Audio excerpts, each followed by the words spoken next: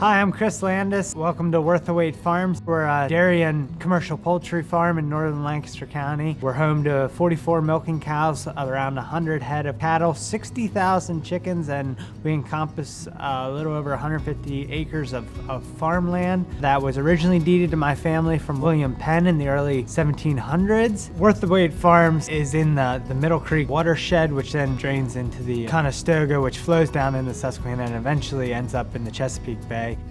Hi, I'm Laura Landis. My husband Chris and I own Worth the Wait Farms. I would say I'm most proud of our cover cropping and no-till. It allows us to not only have better quality feed for our cows, but more abundant feed for our cows with this smaller square footage of land.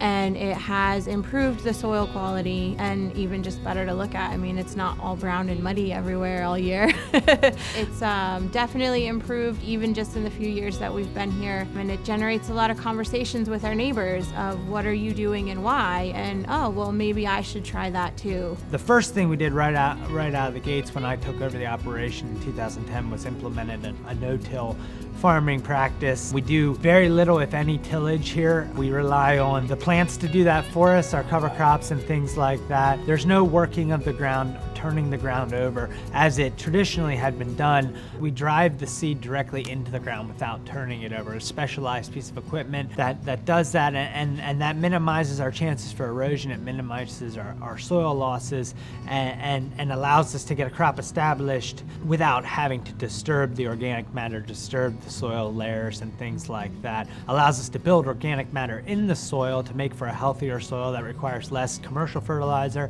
use less diesel fuel because they're not running over the ground as often with their tractors, and there's not as many steps to getting a crop established. It's pretty much a win-win as far as I'm concerned. We use a cover crop system here, which means that when our planted, our main crop like corn, soybeans, things like that come off, when we use those to feed our animals, then we're left with a blank pallet again in the fall after harvest, at which point we plant what is referred to as a cover crop, which is usually a small grain. And what that does is that establishes a cover on the soil and puts a root base down into the soil to hold the soil over wintertime when we're not actively farming the soil. So that allows us to hold our soil and reduce erosion issues. It also establishes a filtration system of our soil. When we apply nutrients on top of the cover crop utilizes those nutrients and draws them into the plant itself rather than just having a nutrient that's sitting there waiting for our next crop year to start. We develop a sponge over our entire farm that just holds our nutrients here and doesn't allow them to run off, and ultimately allows us to provide for a cleaner watershed. We can't keep water from running off of our property. What we can do is we can keep that water from taking the things that we don't want to leave our property off of our farm. My name is Jenna Mitchell, and I'm the Pennsylvania State Director at the Alliance for the Chesapeake Bay. The Alliance works throughout the Chesapeake Bay watershed to restore the lands and waters that flow into the Chesapeake Bay, and we work with communities, conservationists, and companies to do that work.